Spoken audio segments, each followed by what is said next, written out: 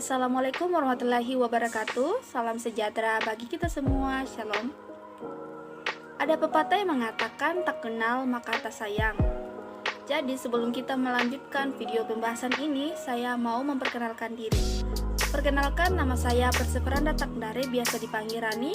Asal saya dari Somlaki, Maluku Tenggara Barat, dan saya merupakan mahasiswi dari Institut Teknologi dan Bisnis Tikom Ambon. Jadi sebenarnya prosesor itu apa ya? Ya, jadi prosesor atau CPU, Central Processing Unit, adalah sebuah IC yang mengontrol keseluruhan jalannya sebuah sistem komputer dan digunakan sebagai pusat atau otak dari komputer yang berfungsi untuk melakukan perhitungan dan menjalankan tugas. Prosesor sering disebut sebagai otak atau pusat pengendali komputer yang didukung oleh komponen-komponen lain. Prosesor atau mikroprosesor adalah chip kecil yang berada di dalam komputer dan perangkat-perangkat elektronik lainnya. Fungsi prosesor mengontrol keseluruhan jalannya sebuah sistem perangkat.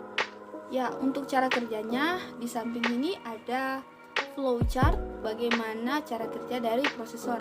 Adapun cara kerja prosesor atau CPU, Central Processing Unit, yaitu seorang pengguna atau user harus memasukkan data melalui perangkat keras input ke dalam CPU. Kemudian data yang diambil dari memori atau dari informasi yang dimasukkan melalui beberapa perangkat keras seperti keyboard atau scanner, tuas kontrol tersebut diolah atau diproses untuk menjadi suatu informasi yang berguna. Nah, setelah diproses di CPU akan dihasilkan output yang akan ditampilkan pada monitor berupa visual. Output dapat berupa cetakan apabila dicetak dengan menggunakan printer dan berupa suara apabila dikeluarkan atau di-outputkan menggunakan speaker. Setiap operasi yang teman-teman lakukan dengan komputer diproses dalam prosesor. Kinerja komputer atau perangkat didasarkan pada operasi matematika sederhana dan prosesor adalah perangkat yang mengontrol semua operasi itu.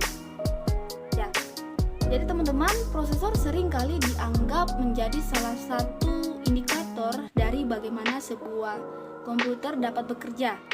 Ya, semakin baik kualitas dan juga spesifikasi dari sebuah prosesor, semakin tinggi pula kualitas dan performa dari komputer tersebut. Ya, prosesor berfungsi untuk memastikan agar komputer dapat bekerja dengan baik. Peran ini berhubungan dengan kemampuan dari sebuah prosesor dalam menjaga arus listrik sehingga dapat membantu mencegah terjadinya overheating pada setiap komponen-komponen di dalam sebuah sistem perangkat. Untuk tugasnya, prosesor memproses instruksi yang diterimanya dalam proses decoding data. Dalam memproses data, prosesor melakukan 4 langkah dasar, yaitu yang pertama fetch. Jadi setiap instruksi disimpan dalam memori dan memiliki alamatnya sendiri. Prosesor mengambil nomor alamat ini dari penghitung program yang harus dijalankan prosesor selanjutnya. Yang kedua, decode.